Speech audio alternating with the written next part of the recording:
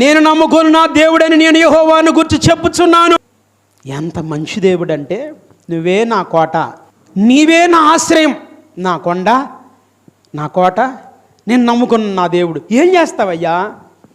నీ జీవితం దేహానికి వచ్చే ఆపదలన్నీ తొలగిస్తాడు, ఆర్థిక ఇబ్బందులు తొలగిస్తాడు, అనారోగ్య పరిస్థితులు తొలగిస్తాడు, అప్పు సమస్యలు తొలగిస్తాడు. నమ్ముతున్నావా? ఎప్పుడు దేవుడు నిన్ను ప్రేమిస్తుంటే నేను వ్యతిరేకమైన దోవలో ఆయన మనకు తిరుగుతుంటే మనమేమో ఇంకొకళ్ళని వెంట తిరగటం. ఎక్కడ?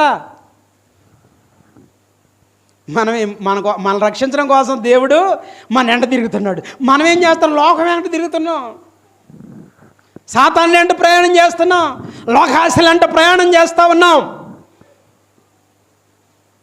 దేవుడు ఎంత బాధపడతాడు తెలుసా?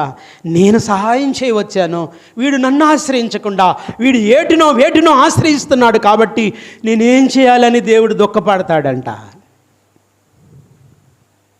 దేవునికి మహిమ కలుగును గాక. ఎఫెసీ పత్రికలో 4వ అధ్యాయంలో 30-31 వచనాలు త్వరగా తీసి చదివితే అక్కడ ఏముందో తెలుసా? దేవుని పరిశుద్ధాత్మను మీరు దుఃఖపెట్టొద్దు. మీరు ఈ లోకం విడిచి దేవుని యొద్ద ఉండే అంతవరకు ఆయన నిన్ను ముద్రేశాడు. నువ్వు మందిరంలోకి వచ్చి కూర్చొని నిన్ను ఆయన ముద్రేశాడు. ఒకసారి గవర్నమెంట్ వారు నీకేదైనా లోన్ ఇస్తే అధికారపూర్వకంగా దాని మీద ముద్ర ఉంటుంది. అందాకెందుకు? నీకు లోనుగా పాడి పరిశ్రమ పెట్టుకుంటానంటే ఏం చేశారు గవర్నమెంట్ వారు? నీకు చక్కగా పాడి కొరకై కొన్ని గేదెలను ఏర్పాటు చేశాడు. ఇచ్చేటప్పుడు ఆ గేదెలకు గుర్తేముంది? చెవుల మీద ట్యాగ్ ఉంటుంది. ఇది ఎవరి గేద? నువ్వు పాలు వేసుకొని బతికి ఆ గేదెల తర్వాత పిల్లల తర్వాత నువ్వు డెవలప్ అవ్వడం కోసమే మళ్ళీ తీసుకొచ్చి నువ్వు అమ్ముకోవడానికి కాదు. ఒకవేళ తీసుకొచ్చి 2వ రోజు బేరం పెడితే ఇవ్వడని అంటాడు, మా గవర్నమెంట్ అబ్బాయి నేను నామకు ఎందుకు వచ్చిన గొడవ? ట్యాగ్ వేసాడు, నీకు ఇచ్చాడు, నువ్వు వాటిని పాలు పిసుకుని అమ్ముకోవడం కోసమే.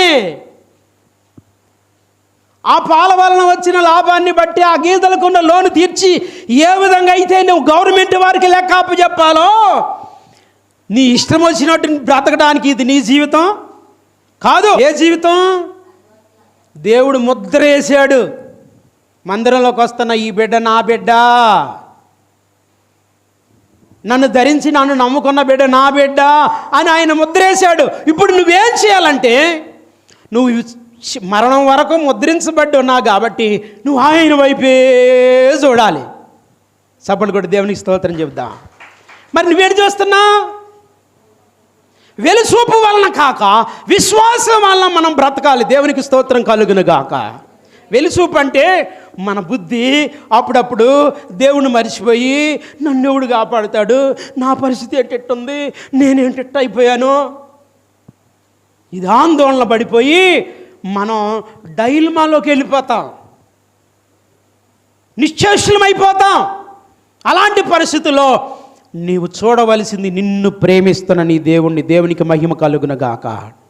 పరిశుద్ధాత్మ దేవుడు దుఃఖపడతాడంట. నువ్వు దేవుణ్ణి కాకుండా నీ డబ్బులు చూసుకుంటున్నావు, దేవుణ్ణి కాకుండా నీ వనరులు చూసుకుంటున్నావు, దేవుణ్ణి కాకుండా మనుషులను చూసుకుంటున్నావు, దేవుణ్ణి కాకుండా నువ్వు వేటిలను ఆధారం చేసుకుంటున్నావు. అందును బట్టి పరిశుద్ధాత్మ దేవుడు దుఃఖపడతాడంట. ఈ బిడ్డ నేను ముద్రించుకొని నా బిడ్డ కింద చేసుకుంటే నా వైపు చూడకుండా ఎటెటో చూసి నా నామానికి అవమానం తీసుకొస్తుంది. సాతాను చేతిలో పడిపోయేటట్టున్నాడు. ఇప్పుడు నిన్ను చూసి నీ పరిస్థితిని గురించి ఆందోళన చెందుతున్నారు ఆయన. ఆ 31వ వచనంలో కూడా మీరు చదువుతూ ఉంటే అక్కడ ఏముంది? అక్కడ సమస్తమైన ద్వేషము. మీరు గమనించండి, పరిశుద్ధాత్మ దేవుడు దుఃఖపడకుండా ఉండాలంటే మరి నేను ఎంత జాగ్రత్తగా ఉండాలి? సమస్తమైన ద్వేషం, కోపం, క్రోధం, అల్లరి, దూషణ, మనలో ఏ దుష్టత్వం అయితే ఉందో అది మాని, ఒకడు దయ కలిగి కరుణాహృదయులై ఒకరినొకరు క్షమించుకుంటూ ఉద్ధరించబడ్డారు. పరిశుద్ధాత్మను దుఃఖపెట్టకుండా మీరేం చేయాలి అంటే ఈ దుష్టత్వమంతా మాని మీరు నా వైపు చూడాలి. మనమేంటంటే నేను మానాల్సింది మానను, నేను జీవితంలో నా ఇష్టం వచ్చినట్టు జీవిస్తాను, నువ్వు దేవుడు అయితే కాపాడు. ఆయన దేవుడు కాదా? దేవుడే. నువ్వు ఒప్పుకున్నా దేవుడే, నువ్వు ఒప్పుకోకపోయినా దేవుడు. ఈ దుష్టత్వం అంతా మాని నువ్వేం చేయాలంటే దేవుడు నిన్ను ప్రేమిస్తూ ఉంటే నువ్వు దేన్నో ప్రేమించడం కాదు. దేవుడు నిన్ను ప్రేమిస్తూ ఉంటే తిరిగి నీవు దేవుణ్ణి ప్రేమించాలి. దేవుడు నిన్ను ప్రేమించినప్పుడు నీవు దేవుణ్ణి ప్రేమిస్తూ ఉంటే ఇక దేవునికి ఉండే ఆనందం ఏం చేస్తుందో తెలుసా? నీ ప్రతి బలహీనత నుండి విడుదల కలగజేసి నా బిడ్డ నన్ను ప్రేమించిన కారణాన ఇదిగో ఇక నేను చేయబోయే కార్యాలు అంటూ మీరు 91వ కీర్తన 14వ వచనం, అతడు నన్ను ప్రేమించుచున్నాడు గనుక నేను అతన్ని తప్పిస్తా. ఎలాంటి పరిస్థితుల్లో? ఆర్థిక ఇబ్బందులా, అప్పు సమస్యలా, అనారోగ్య సమస్యలా, శరీరానికి వచ్చిన రోగమా, ఆత్మ సంబంధమైన బలహీనతలా, నువ్వు దేవుని మీద ఆధారపడుతూ దేవుణ్ణి ప్రేమిస్తూ డాడీ డాడీ ఏదైనా అవసరం అయితే తల్లిదండ్రులకి ఏం చెప్తారు పిల్లలు? Daddy daddy. అబ్బాబ్బా వీడితో వచ్చిందిరా తేపలు, కొన్ని రోజులు ఆగరా, ఒక్కరోజు ఆగరా, ఏదో ఒక బాధపడి నీ అవసరం తీరుస్తా అంటారా లేదా తల్లిదండ్రులు? కానీ నా దేవునికి నువ్వు ఒకరోజు కూడా ఆగే పని లేదు. నువ్వు యథార్థవంతుడు అయితే, నమ్మకస్తుడు అయితే నీ దేవుడు నిన్ను పోషించునుగాక, నిన్ను రక్షించునుగాక, నిన్ను విడిపించునుగాక. నీ దేవుని ఎడల నీవు ప్రవర్తిస్తున్నా ఆ ప్రవర్తన నీవు వేటి వైపు చూడకుండా దేవుని వైపే చూస్తున్న నిన్ను ఆయన్ని ప్రేమిస్తున్న సంగతి ఆయన గ్రహించి నిన్ను విడిపించునుగాక. చేతులెత్తి దేవునికి స్తోత్రం చెప్దాం. ఇక్కడ అంటున్నా, అతడు నన్ను ప్రేమించుచున్నాడు గనుక నేను అతన్ని తప్పిస్తా. అతడు నా నామం ఎరిగిన వాడు గనక నేను అతన్ని ఘనపరుస్తా. అతడు నాకు మొరపెట్టగా నేను అతనికి ఉత్తరమిస్తా. శ్రమలో తోడై ఉంటాను, శ్రమలో నేను అతనికి తోడై ఉండేదను, అతను విడిపించి గొప్ప చేసేదను, దీర్ఘాయువు చేత అతన్ని తృప్తిపరిచేదను, నా రక్షణ అతనికి చూపిస్తా. చప్పట్లు కూడా దేవునికి స్తోత్రం చెప్దా. నీ దేవుడు ఆయన్ని నువ్వు ప్రేమిస్తూ ఉన్నట్లు ఆయన చూస్తే నేను ప్రేమించిన దానికంటే నా కుమారుడు నన్ను ప్రేమిస్తున్నాడు కనుక నా కుమారుని నేనే పట్టించుకోవాలి. దేవునికి మహిమ కలుగునుగాక. ఈరోజు నేను చెబుతున్నా, నా తల్లి తండ్రి నాకంటే వయసులో పెద్దవారైనా చిన్నవారైనా సేవకునిగా నేను చెబుతున్నా, నీ దేవుని మనసు గెలిచి ఈ లోకాన్ని జయించుదువుగాక. దేవునికి స్తోత్రం. ఇలాంటి ఓ శక్తివంతమైన భక్తి నువ్వు చేయాలి. రండి మళ్ళా మనం వెనక్కి వెళ్దాం. ఈ మారేష వద్ద ఆశ మొరపెట్టాడు, స్థానమైన సైన్యము చేతిలో ఓడిపోకుండా ఉండాలని మొరపెట్టాడు. నరమాతులు నీ మీద జయం పొందకూడదయ్యా అని ప్రార్థన చేశాడు. అంతే. ఆశ ఎదుట 12వ వచనం, యెహోవా కూషీలను ఆశ ఎదుట యోధావారి ఎదుట నిలవనీయక వారిని మొత్తినందున వారు పారిపోయిరి. చేతులెత్తి దేవునికి స్తోత్రం చెప్దా. అమ్మా, నీ సమస్య నీ ఎదురికి నిలబడ్డదంటే దేవుడు కాదు కారణం, నువ్వే. నా సమస్య నా ఎదురికి నిలబడిందంటే దేవుడు కాదు కారణం, నేనే. నా దేవుని దయ వచ్చేదాకా నేను ప్రార్థన చేయాలి. అరే ఆదివారం పోతే మళ్ళీ ఆదివారం దాకా కనపడబోయితివి. కార్యాలు చూస్తేనేమో బోళ్ళని జరగాలి, ఎన్నెన్నో జరగాలి, ఎన్నెన్నో అద్భుతాలు చేస్తే తప్ప నీకుండా సమస్యలు పోయేటట్టు లేవు. మరి అన్ని అద్భుతాలు జరగాలంటే అంత ప్రార్థన నీకుందా? అంత దేవుణ్ణి మెప్పించగలిగిన గొప్ప శక్తి నీకుందా? నీ భక్తి నీకు ధైర్యం పుట్టించగలదా? నీ యథార్థమైన ప్రవర్తనను బట్టి ఇదిగో నా దేవుడు నాతో ఉన్నాడు, ఈ సమస్య నన్ను ఏం చేస్తుంది, ఈ ఆర్థిక ఇబ్బంది నన్ను ఏం చేస్తుంది, ఈ అప్పు నన్ను ఏం చేస్తుంది, ఈ శత్రువు నన్ను ఏం చేస్తాడు, ఈ సాతానుడు నన్ను ఏం చేస్తాడని ఓ శక్తి కలిగిన భక్తి చేస్తున్నావా? లేకపోతే జరిగితే జరిగిద్ది, లేకపోతే అమ్మా నా ఎంక చూడమ్మా, ఏంటమ్మా దేవుడు కార్యం చేయలేదు? ఏం చేస్తామండి, దేవుడు నా మీద అంట సీత కన్ను వేసిండంట. మరి అదేం కన్ను నాకు అర్థం కాల. ఏం కన్ను అంట? సీత కన్ను వేసిండంట. ఇంకో మాట, అయ్యోడు చూస్తున్నాడు దాంపడ కన్ను వేసుకున్నా దేవుడు. ఆయనకి ఏమైనా మెల్లుందా? నీకులాగా నాకులాగా కన్ను వంకరగా ఏమైనా పుట్టినోడా? కాలు వంకరగా ఏమైనా పుట్టినోడా? లేకపోతే దేహంలో ఏమైనా బలహీనతలు కలిగినోడా? కాదు కాదు, సర్వశక్తివంతుడు నా దేవుడు. చేతుల దేవునికి స్తోత్రం చెప్దా. సర్వశక్తివంతుడు నా దేవుడు. ఆ దేవుడిని నేను కలిగి ఉన్నా కనుక నేను భయపడను. కాబట్టి నా ప్రియమైన దేవుని పిల్లలారా, ఆశ చేసిన ప్రార్థన దేవుడు ఎన్నాడు? శత్రువుల్ని తరిమి తరిమి కొట్టాడు. చప్పట్లు కొట్టి దేవునికి స్తోత్రం చెప్తా. ఈరోజు నీ భక్తి నీకు ధైర్యం పుట్టించాలి. యథార్థ ప్రవర్తన, నీ దేవుని ఎడల నీకున్న ప్రేమ, దేవుణ్ణి నిన్ను ప్రేమిస్తున్న ప్రేమ నిన్ను ఈ సంవత్సరంలో మిగిలి ఉన్న నెలలు విడిపించునుగాక. నేను జాగ్రత్తగా 15వ అధ్యాయంలోనికి వద్దాం రండి. ఆ 15వ అధ్యాయంలో దేవుని వాక్కు దైవ సేవకుడు పంపించాడు. యోధావారులారా, బెన్యామీనీలారా, మీరందరూ నా మాట వినుడి. మీరు యెహోవా పక్షపు వారైన యెడల ఆయన మీ పక్షమున ఉండును. మీరు ఆయన యొద్ద విచారణ చేసిన యెడల ఆయన మీకు ప్రత్యక్షమగును. మీరు ఆయన్ని విసర్జించిన యెడల ఆయన మిమ్మల్ని విసర్జించు. పెద్ద భక్తుడని నువ్వు అనుకుంటూ నువ్వుంటే నువ్వు దేవుడిని విడిచిపెడితే దేవుడిని విడిచిపెడతాడు, జాగ్రత్త అని దేవుడు చెబుతున్నాడు. అమ్మా విశ్వాసి, అయా విశ్వాసం కలిగిన బిడ్డ, నువ్వు దేవుడు నిన్ను విడిచిపెడతాడు, జాగ్రత్త అంటున్నాడు.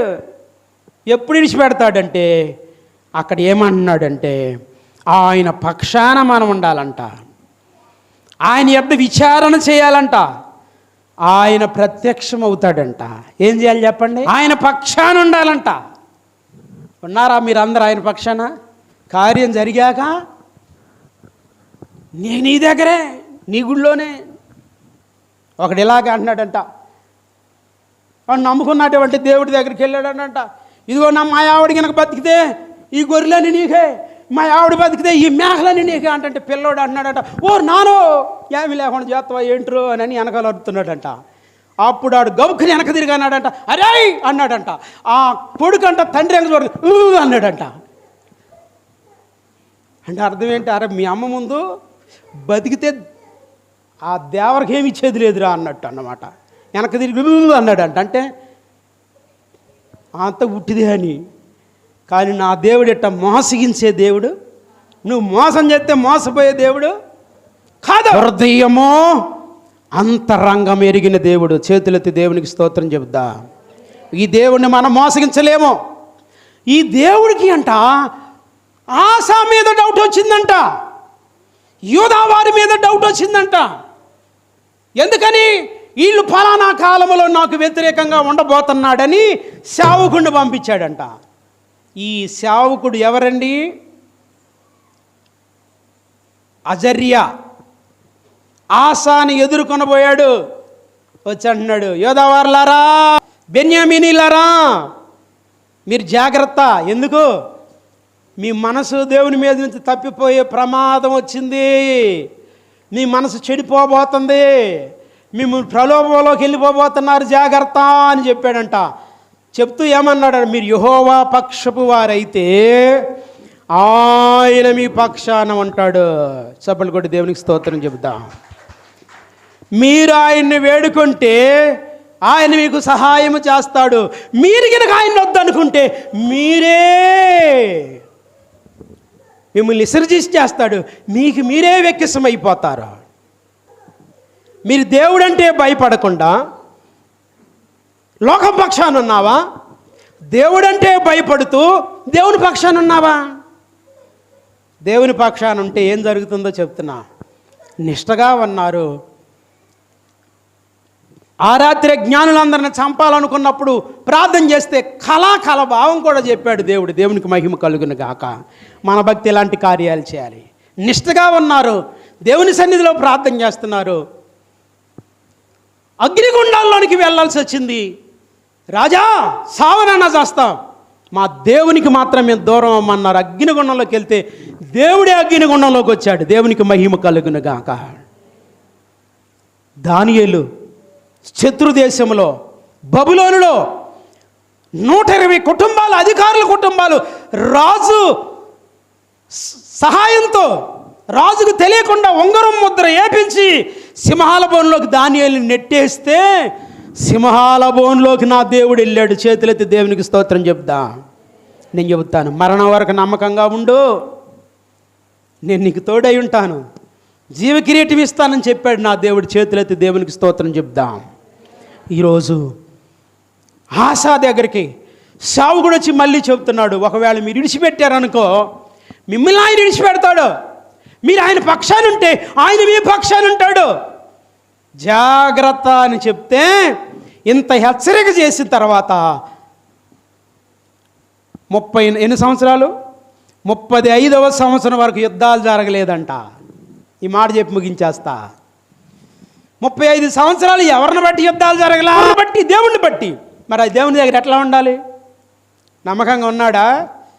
శత్రువు రాజుతోటి మళ్ళా సంధి చేసుకొని, తోటి రాజుతో సంధి చేసుకొని దేవుణ్ణి విడిచిపెట్టి తన ఉద్దేశాన్ని జరిగించి మళ్ళీ తన శత్రువులు ఎవరు తన మీదకి రాకుండా కోటగోడ కట్టుకోవాలనుకున్నాడు. కానీ అంతకుముందు దేవుడిచ్చిన సెక్యూరిటీని, దేవుడిచ్చిన కాపుదలను మర్చిపోయాడు. 16వ అధ్యాయం 7వ వచనం, ఆ కాలమందు దీర్ఘదర్శి అయిన హనాని యోధారాజైన ఆసా యొద్దకు వచ్చి, అబ్బాయి ఇన్ని రోజులు కాపుదలలో ఉన్నావు అంటే అర్థమేంటి తెలుసా? దేవుడు నిన్ను కాపాడాడు. ప్రతి పరిస్థితుల్లో ఒడ్డెక్కించుకుంటూ వచ్చాడు. నువ్వు దేవుణ్ణి కాకుండా లోక సంబంధులైన వ్యక్తులను ఆధారం చేసుకొని దేవుని విడిచిపెట్టినందుకు నీ మీద సాతాను దాడి చేస్తా. ఒకసారి నీ మనసు మార్చుకో అంటే ఎవరక్కడ? ఆజ్ఞ. దైవ సేవకుడు లేదు, గాడిది గుడ్డు లేదు, తీసుకెళ్ళి జైల్లో పడేయండిరా అంటే రాజకర్మాగారంలో వేశారంట దేవుని సేవకుడిని. మతి ఏమైంది? డబ్బు వలనో మనుషుల వలనో దేన్నో ప్రేమించి తన మనసును పాడు చేసుకుని ఏం చేశాడు తెలుసా? పాదాల్లో జబ్బు పుడితే రాజవైద్యులను సంప్రదించాడంట, కానీ దేవుడి దగ్గరికి రాలేదంట, అట్లాగే చచ్చాడంట. నా ప్రియమైన దేవుని బిడ్డ, దేవునికి వ్యతిరేకమైపోయి ఇష్టం వచ్చినట్లు జీవించి నా ఆలోచన, నా స్వార్థం, నా ఇష్టం, నా వారు, నా ఉద్దేశం అంటూ నీవు బ్రతుకుతూ ఉన్నట్లయితే నిన్ను సృష్టించిన సృష్టికర్త దగ్గర ఒక ప్రణాళిక ఉంది. ఆయన దగ్గర ఒక జీవితం ఉంది. ఆయన దగ్గర నీ జీవితం ఉంది. ఆయనకి ఇష్టం వచ్చినట్లు బ్రతికినట్లయితే నీ జీవితకాలం అంతా క్షేమాన్నిచ్చి నెమ్మది కలుగజేసి శాశ్వతమైన పరలోకంలో ఉంచుకోబోతున్నాడు. చప్పట్లు కూడా దేవునికి స్తోత్రం చెప్దాం. లేకపోతే నీవు విడిచిపెట్టిన దేవుడు నిన్ను విడిచిపెడితే నీవు ఏ రూపంలో నీ అప్పు తీర్చుకోలేవు, నీ అనారోగ్యం తీర్చుకోలేవు, నీకున్న శోధనలు తొలగించుకోలేవు, నీ శత్రువు ఎదుట నీవు జయం పొందలేవు. ఒక్క మాటలో చెప్పాలంటే జీవితకాలం అంతా అపజయం అపజయం అపజయం వస్తుంది. ఇలాంటి అపజయాలు పాలు కాకుండా ఉండాలని నా దేవుడు 2024 సంవత్సరాల నాడు ఎంత చెప్పినా ఈ మనుషుల మాట వినడం లేదు. కాబట్టి వారిని నేను కనికరించాలనుకొని పరలోక దేవుడే భూలోకం మీదకి వచ్చి మరణించి సజీవుడే లేచి పరలోకం వెళ్ళాడు. ఈరోజు యేసు ప్రభుని రక్షకుడిగా అంగీకరిస్తే చాలు, ఆయనే మనల్ని విమోచిస్తాడు. జారినప్పుడు, పడిపోయినప్పుడు, బలహీనంగా ఉన్నప్పుడు, నువ్వు మొరపెట్టినప్పుడు ఎల్లా ఆయన నీకు సహాయం చేయగలిగిన దేవుడై ఉన్నాడు. చప్పట్లు కొట్టి దేవునికి స్తోత్రం చెప్దాం. ఈయన మీకు సమీపమైనట్లుగా ఏ దేవుడు ఎవరికి సమీపంగా లేడు. ద్వితీయోపదేశకాండం 4వ అధ్యాయం 7వ వచనంలో అంటాడు, ఆ దేవుడు సమీపంగా వచ్చాడు, పరలోకం విడిచాడు, భూమి మీదకి వచ్చాడు. కోడెల వలన గొర్రెల వలన రక్తంలో విమోచన లేదని నీ కోసం నా కోసం మరణించి సజీవుడు లేచి పరలోకం వెళ్తే ఆయన క్షేమాన్ని పొందుకోకుండా ఇంకా లోకంలో పడి, పాపములో పడి, ఆశలలో పడి, వనరుల మీద పడి నీ మనసు దృష్టి తొలగించుకున్న వాడివై శాపగ్రస్తుడు అవుతావా, లేదు దేవునితో అంటూ కట్టబడి ఆశీర్వాదం పొందుతావో తేల్చుకొని ఈ దేవుని దగ్గర జీవించినట్లయితే మనకు జయమిచ్చేవాడై ఉన్నాడు. చప్పట్లు కొట్టి దేవునికి స్తోత్రం చెప్తా.